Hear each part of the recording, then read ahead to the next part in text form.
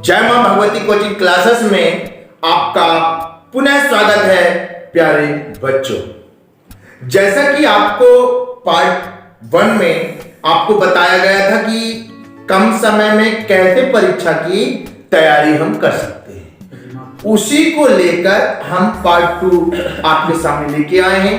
जो पार्ट 1 नहीं देखा वो इस वीडियो पे लिंक दी हुई है। तो हमारा विषय है परीक्षा पे चर्चा। परीक्षा की तैयारी हम कैसे करें, इस पे जो है आज हमारे चर्चा करने के लिए हमारे बीच उपस्थित है आशीष भट्ट जी। आशीष भट्ट जी, आपका जय मां भगवती कोचिंग क्लासेस में बहुत बहुत स्वागत है। आशीष जी, आशीष जी आपको मैं सबसे पहले धन्यवाद देना चाहता हूं हमारी तरफ से, हमारी कोचिंग की तरफ से, हमारे प्यारे बच्चों की तरफ से। जो पार्ट 1 में आपने बच्चों का मार्गदर्शन किया था वो बहुत ही अच्छा रहा और बच्चे काफी उससे प्रेरणा लिए और काफी बच्चे बोल रहे हैं कि सर पार्ट 1 बहुत अच्छा था, पार्ट 2 लेके आइए, पार्ट 2 लेके आइए। बोले जरूर बच्चों, क्योंकि जय मां भगवती कोचिंग क्लासेस हमेशा बच्चों के हित में काम करती है और बच्चों के लिए काम करती थी, काम करती है, काम करती रहेगी सदैव इसी तरह। और आपका मार्गदर्शन ही हमारा मूल उद्देश्य है। तो आशीष जी, एक बच्चे ने फिर से मेरे से एक प्रश्न किया, सर आपने तो हमारा मार्गदर्शन कर दिया, सर हमारे माता पिता समझते नहीं है, हमारे परीक्षा नजदीक है, 5 फरवरी से बच्चों का पेपर है आशीष जी, बहुत कम दिन है, बहुत कम समय बचा है उनके लिए। तो आशीष जी, बच्चे परेशान हैं, इसमें हम अभिभावकों से विशेष आग्रह करेंगे कि आप लोग इस पार्ट को जरूर देखें। बच्चे का प्रश्न है जो मुझ तक आया, वो प्रश्न मैं आपके सामने रखता हूं। आशीष जी, बच्चे ने बोला कि माता पिता हमारा सपोर्ट नहीं कर रहे हैं, माता पिता परेशान कर रहे हैं, बेटा 4 बजे से उठ के पढ़ो, नहीं पढ़ना पड़ेगा। अब सर हम सुबह पढ़ नहीं पा रहे, 4 बजे से 3 बजे से उठा देते हैं, यहाँ 11 बजे तक, तो मानसिक रूप से हम तैयार नहीं पाते सर। तो कृपया इस समय पर अभिभावक अपने बच्चों के लिए किस प्रकार सहायक हो सकते हैं, तो कृपया आप मार्गदर्शन करें आशीष जी। बहुत बहुत धन्यवाद आपको जी। और मैं सभी बच्चों से कहना चाहूँगा, आप लोगों को पसंद आया, हमने जो भी बात करी, आपके बारे में बात करी और आपके एग्ज़ाम्स को लेकर हमने जो भी आपको जो हमसे हो सका हमने आपको गाइड किया। और अगर आपको पसंद आया तो हम बहुत खुश हैं इस बात से, क्योंकि हमारा उद्देश्य भी वही था कि आप तक अपनी बात पहुंचा पाएँ और किसी भी तरीके से आपकी मदद कर पाएँ। तो अगर आपको पसंद आया तो बहुत अच्छी बात है। और जैसा कि आपको आपके सर ने बताया, आनंद ने बताया, आज का हमारा खास मुद्दा है, जिस टॉपिक में हम आज बात करने वाले हैं वो है जो एग्ज़ाम्स बच्चों के आ रहे हैं, उसमें जो पेरेंट्स एज ए पेरेंट आप उनकी कैसे मदद कर सकते हैं, बिल्कुल कैसे उनको अपने एग्ज़ाम में वो अच्छे से प्रिपेयर कर पाए, पॉजिटिव रह पाएँ, सकारात्मक रह पाएँ, आप उनकी कैसे मदद कर सकते हैं। ये वीडियो उसी के ऊपर होने वाला है, तो पेरेंट्स तो खासकर जरूर देखें। तो जैसा आपने सवाल किया कि पेरेंट्स कैसे मदद कर सकते हैं, तो पेरेंट्स ऐसे मदद कर सकते हैं सर कि जैसे कि आपका बच्चा पढ़ रहा है, किसी भी मतलब एग्जाम में 12th में है, सब्जेक्ट पढ़ रहा है, उसको पता है कि उसको क्या करना है, उसने अपना कोचिंग लिया हुआ है या खुद का नोट्स लिया हुआ है, उसको पता है हाउ टू प्रिपेयर। आपको नहीं पता उस बारे में या पता भी है तो आप उसको हेल्प करो, उस पर एक्स्ट्रा प्रेशर जो है उसके अंदर बिल्ड मत करो, दबाव ना डालें, दबाव एक्स्ट्रा ना डालें कि जैसे वो पढ़ रहा है, क्या पढ़ रहा है, मतलब उससे बार बार उसको परेशान ना करें, उसको टोके ना। और जो पढ़ रहा है बस उसको ये बोल, बेटा अच्छे से पढ़ो, टेंशन मत लो, सकारात्मक होकर पढ़ाई करो और बीच बीच में उसको ब्रेक देने के लिए बोलते रहो, उसको चाय पानी जो जो पड़े उसको देते रहो और कम से कम उसको कोशिश करो कि उसको कम से कम यहाँ वहाँ डिस्टर्बेंस हो, घर में शोर शराबा नहीं होना चाहिए और आपस में लड़ाई झगड़ा ना करें और एक अच्छा सा सकारात्मक माहौल बनाकर को दें जिससे बच्चे पढ़ाई कर सके। आशीष जी, थोड़ा सा मैं ये कहूँगा, क्या बच्चे की वजन सहने की क्षमता 10 किलो है, अभिभावक उसके ऊपर 20 किलो का लोड लाद रहे हैं, ऊपर कर रहे कि बेटा और बच्चा क्या है, दबाव में है।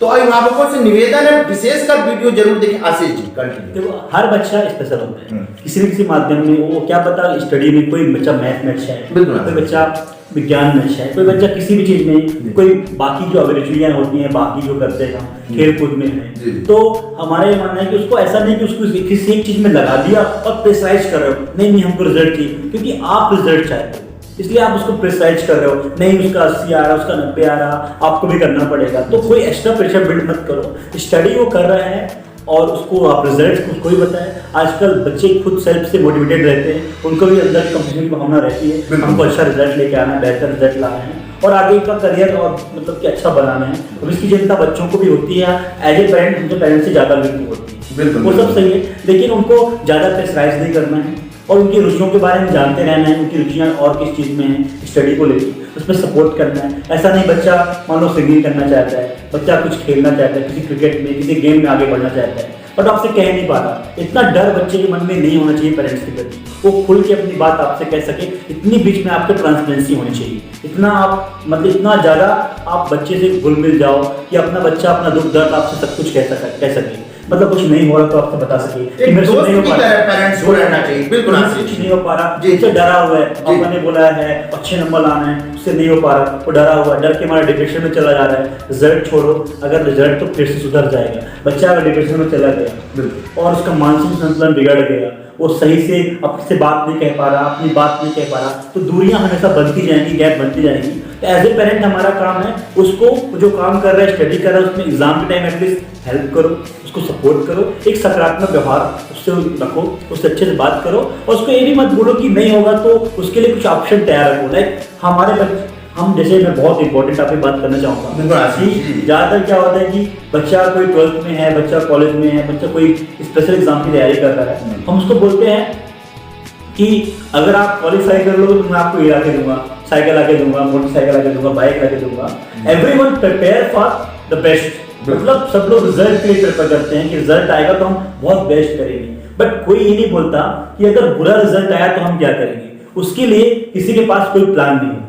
तो मुझे लगता है, मैंने ये बात कहीं सुनी थी बट मुझे बात लगा जरूरी है कहना, इसलिए मैं कह दिया कि हमारे पास बुरे वक्त के लिए भी कोई ना कोई प्लान होना चाहिए, वो बच्चे को बताना चाहिए। लाइक उससे वो डरेगा नहीं, आपसे अपने दिल की हर एक बात कह पाएगा और वो कुछ गलत डिसीजन नहीं लेगा, क्योंकि बहुत जरूरी है। जी आशीष जी, क्या होता है, मैंने आपने गलत डिसीजन, वास्तव में बच्चा क्या होता है, माता पिता से डर जाता है कि मेरे माता पिता क्या कहेंगे, मेरे पड़ोसी क्या कहेंगे, मेरा दोस्त क्या कहेगा। तो आशीष जी जैसे बच्चा पहला पेपर देने गया, बिल्कुल पहला पेपर उसका बिगड़ गया और उस डर के कारण बच्चा गलत कदम उठा लेता है। उन बच्चों से मेरा हाथ जोड़कर निवेदन है, कभी गलत कदम मत उठाएं, क्योंकि जीवन में कई परीक्षाएं होंगी,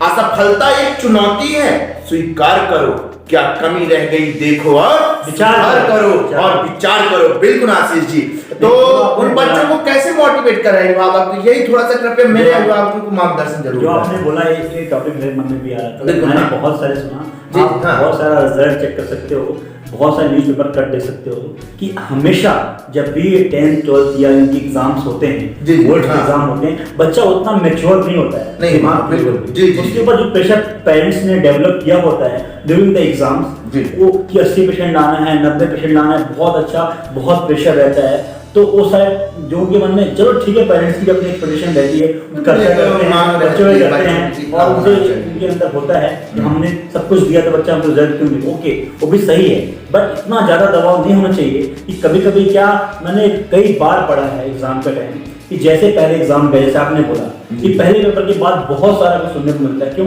क्योंकि बच्चे ने मान लो पहला एग्जाम दिया, उसका एग्जाम खराब चला गया, वो समझ गया कि अब बाकी सारे आने वाले एग्जाम को हम कितना भी बेहतर क्यों ना दे दूं, अब वो जो रिजल्ट, जो डिजायर रिजल्ट है, जो पेरेंट्स ने मुझसे डिमांड करी है, वो अब पूरा नहीं हो पाएगा, है ना। तो उसके बाकी आने वाले सब्जेक्ट बिगड़ जाते हैं टेंशन में, अगर वो रहा, और नहीं तो कुछ गलत कदम उठा के उसने बहुत ही गलत कर दिया, जो जिंदगी में सबके लिए पछतावे की बात हो जाती है। बट वो जो पेरेंट्स का काम है कि बच्चों को सपोर्ट करें और बच्चे को ऐसा इतना प्रेशर ना हो जाए कि बच्चा कुछ गलत सोचे। तो एग्जाम है और एग्जाम में अच्छा लाइट माहौल रहे, घर का भी माहौल अच्छा रहे, बच्चे का दिमाग मानसिक माहौल भी अच्छा रहे। आशीष जैसे माहौल की बात की तो मैं यही एक प्रश्न करना चाहूंगी, थोड़ा सा प्रश्न है बच्चों के लिए, घर का वातावरण कैसा होना चाहिए पढ़ाई के लिए? आशीष जी कृपया मार्गदर्शन करें। सपोर्ट ऐसा कर सकते हैं पेरेंट्स, जो भी जरूरी चीजें हैं बच्चों के लिए, कुछ टाइम एग्जाम के टाइम जरूरत पड़ती है जी जी, उस सबको उनको उपलब्ध कराएं जी, और जो भी जरूरत उनको पड़े जी दिलाने की कोशिश करें, और एक अच्छा माहौल में, लाइक सही टाइम पे खाना पीना और सोने की व्यवस्था टाइम पे, और घर पे लड़ाई झगड़े ना हो, शांति बनी रहे। बस ज़्यादा मतलब लोग उस डिस्कशन ना करें एग्जाम्स को लेके, बस उसको पढ़ने दें, उसको करने दें उसको जिसने जो भी प्रिपरेशन करी है उसको रिवाइज करने दो, let him do his work, और उसको ज्यादा प्रेशराइज मत करो। डेफिनेटली अगर उसने अच्छे से पढ़ाई करी होगी तो अच्छे हो जाएगा। अगर नहीं होगा तो भी आपका सपोर्ट से जरूरत पड़ेगा, क्योंकि सारा जमाना उसके खिलाफ पहले भी था, आगे भी रहेगा। पेरेंट्स का जो सपोर्ट है वो हमेशा बच्चों, माता पिता का ही सहयोग बच्चे को आगे बढ़ाता है, इस चीज का विशेष ध्यान दें। और क्योंकि आप एक बच्चे को नहीं पढ़ा रहे हो, उसको पढ़ाने में मदद नहीं कर रहे हो, भविष्य को तैयार कर रहे हो, उसमें जाके वो कुछ भी बन सकता है, वो आपका नाम ही रोशन करेगा। इसलिए आप उसी तरह सपोर्ट करना जिस तरह से सपोर्ट वो डिजर्व करता है। बिल्कुल बिल्कुल, बहुत ही अच्छा।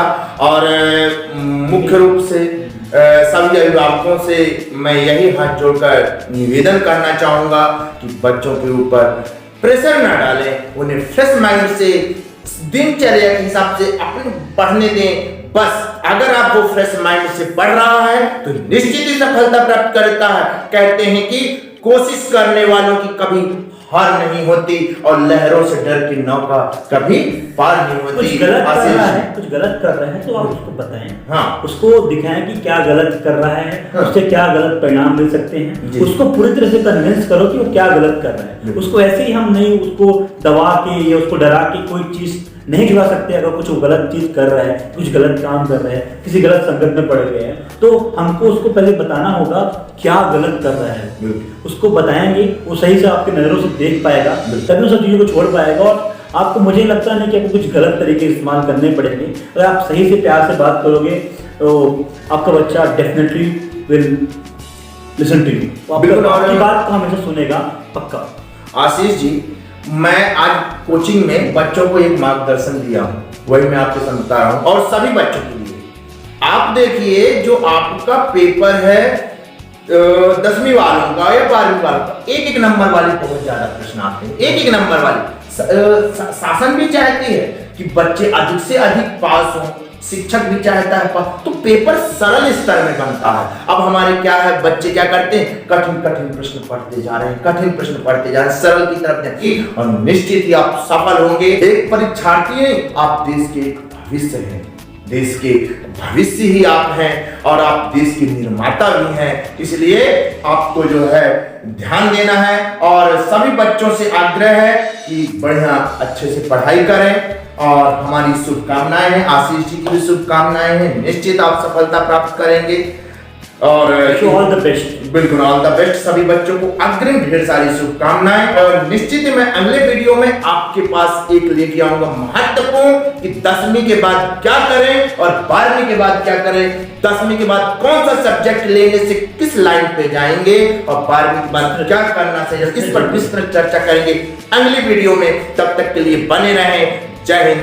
जय भारत। फिर मिलेंगे दोस्तों, धन्यवाद। मेरे वीडियो को जो है सभी लोगों के साथ शेयर कर दें, चैनल को सब्सक्राइब कर दें। आशीष जी, बहुत बहुत धन्यवाद, अपना बहुमूल्य समय आपने दिया हमारे बच्चों के लिए और मार्गदर्शन के इसके लिए बहुत बहुत धन्यवाद। फिर मिलते हैं अगले वीडियो में, कृपया हमारे बच्चों को सब्जेक्ट से रिलेटेड मार्गदर्शन करेंगे। धन्यवाद आशीष जी।